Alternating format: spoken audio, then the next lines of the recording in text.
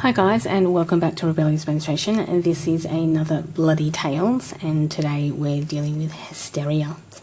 So hysteria was once a common medical diagnosis for women for hundreds of years, one that was considered a common and chronic female illness that required often severe and intense treatment. The alleged symptoms of hysteria were anxiety, sexual desire or enjoyment. We'd like to point out at this point that the clit is the only part of the body that is solely for pleasure, and is women are the only gender to have a organ, to have a body part solely for pleasure.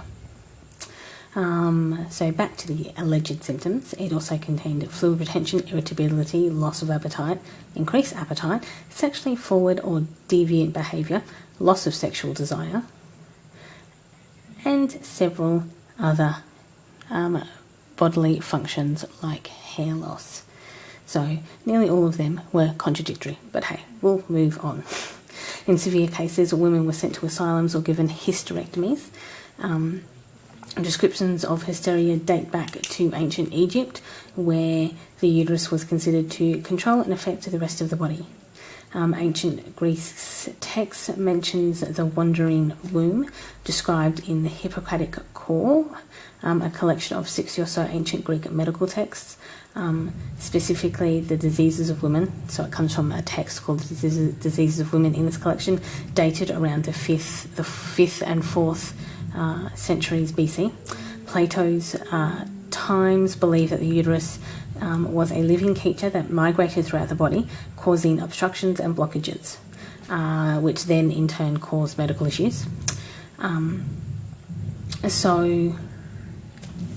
Also Areteus, I'm going to go with that, of Cappadocia, also apologies for my literally atrocious pronunciation, describe the uterus as an animal within an animal, or this could also be translated as a thing inside a thing, that wandered around pressuring other organs. This pathology of the wandering uterus was the foundation of this theory of modern hysteria in the 16th and 17th centuries. It was the foundation of this concept of modern hysteria in the 16th and 17th centuries. This is AD again. This focused on demonic possession as a reason for this hysteria, and recommended marriage and heteronormative sex along with children to fix hysteria, which, kind of sounds exactly what the patriarchy would suggest. By the 18th century, hysteria was associated with medical and menstrual health, or was associated with medical and mental health rather than solely the uterus or solely the wandering uterus. And by the 19th century, French neurologist Jean-Martin Charles suggested that hysteria was a neurological disorder that suggested it was more apparent in men than in women. However, old ideas persisted that it was solely a women's psychological disorder, and so this is kind of how it stayed. By the earliest 20th century, the hysteria diagnosis sharply declined, usually attributed to greater understandings of mental and physical health.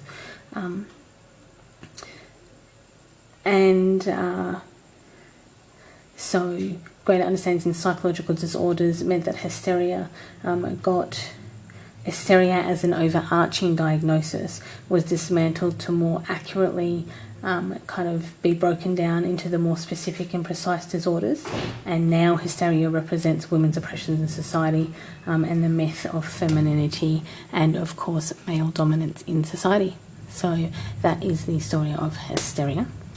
It is quite a hilarious and interesting topic, also offensive and degrading, but hey, women are kind of used to that type of behaviour by now.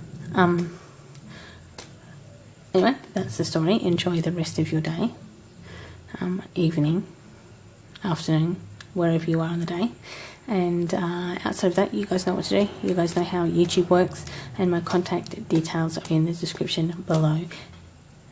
Bye guys.